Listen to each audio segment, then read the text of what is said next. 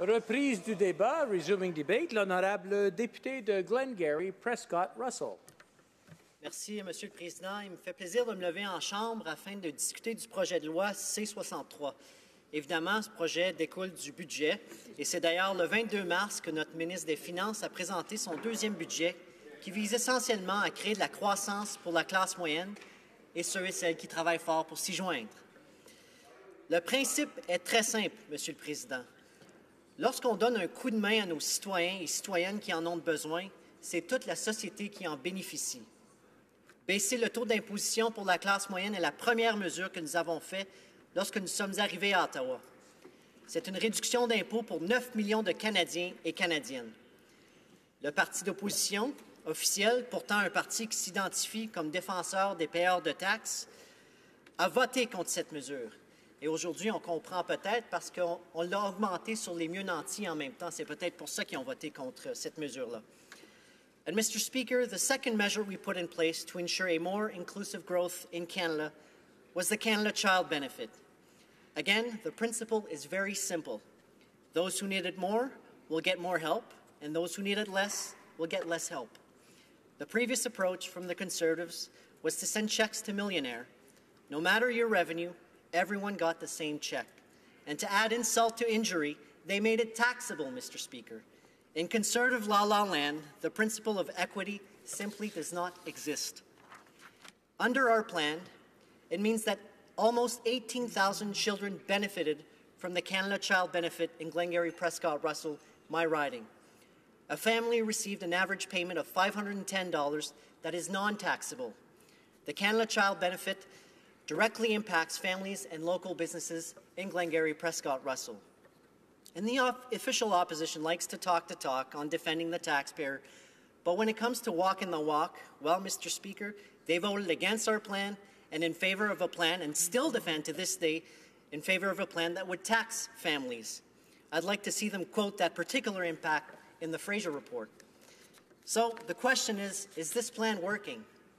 And the answer is yes, Mr. Speaker. The unemployment rate in Eastern Ontario in September 2015 was 8.7%. Today, it's almost 2% lower at 6.8%. The economy in Canada has added more than 500,000 jobs in less than 2 years. We have the lowest unemployment rate since 2008. Our economy is growing faster than any G7 countries. Cette année, la croissance du PIB sera de 3,7%. Ce taux de croissance plus optimiste que prévu signifie que le gouvernement sera capable d'indexer l'allocation canadienne pour enfants 2 ans avant son objectif prévu. Encore là, pour une mère avec 2 enfants qui gagne 35 000 cela représentera une augmentation de 560 $ par année. Nous savons que cela contribue directement à la croissance économique de notre pays. Et ce n'est pas nous qui disons cela, Monsieur le Président. C'est le gouverneur de la Banque du Canada. De plus, nous bonifions par 500 millions de dollars la prestation fiscale pour le revenu de travail à partir de 2019.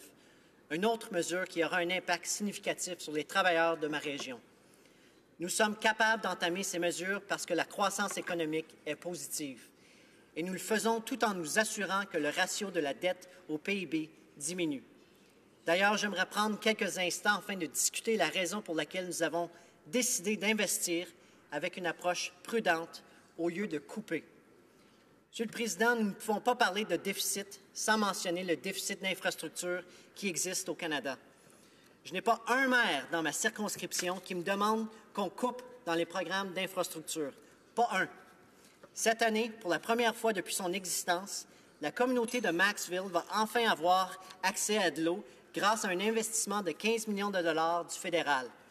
Cela va faire une vraie différence pour les gens de ma communauté à Maxville. De plus, chez nous, ça fait 40 ans qu'on parle de l'élargissement de la 1774.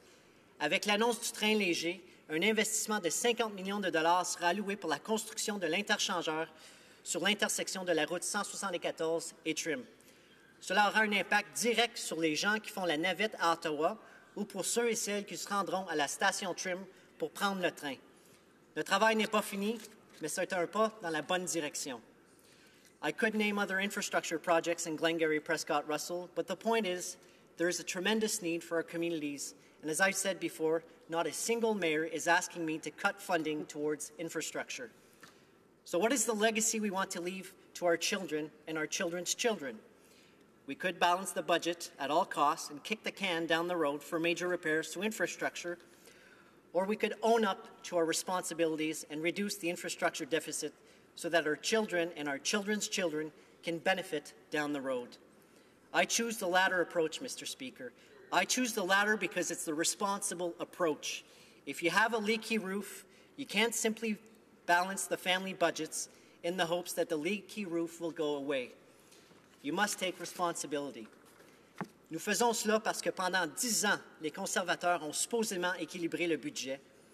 Mais ça, Monsieur le Président, ils l'ont fait en tentant de se déresponsabiliser de leurs engagements envers nos municipalités.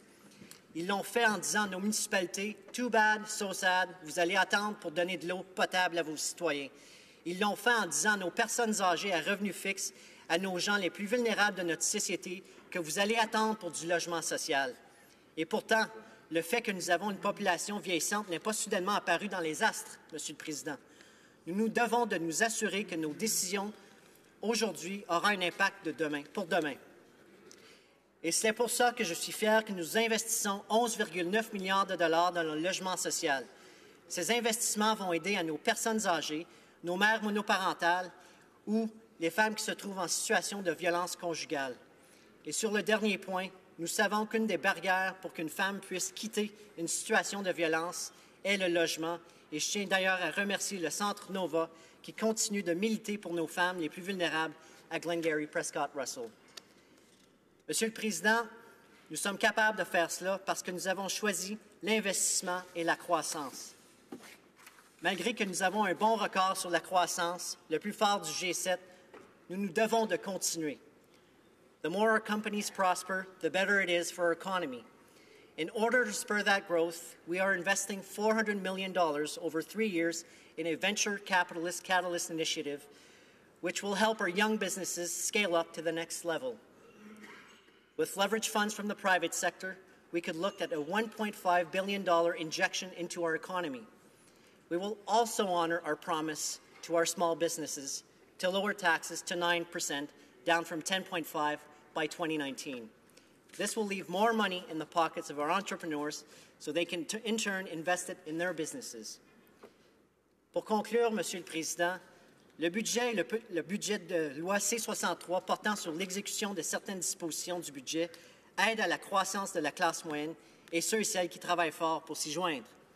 Que ce soit la réduction de l'impôt pour la classe moyenne, l'allocation canadienne pour enfants, la bonification du régime de plan de pension canadien, les investissements dans nos systèmes d'égouts, les investissements dans le logement social, la baisse d'impôts pour les petites et moyennes entreprises, la prestation fiscale pour les travailleurs, la bonification du supplément de revenus garanti, toutes ces mesures aident à la classe moyenne et ceux et celles qui travaillent fort pour s'y joindre.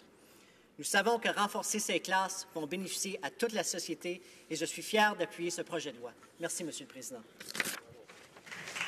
Questions et commentaires. Questions and comments.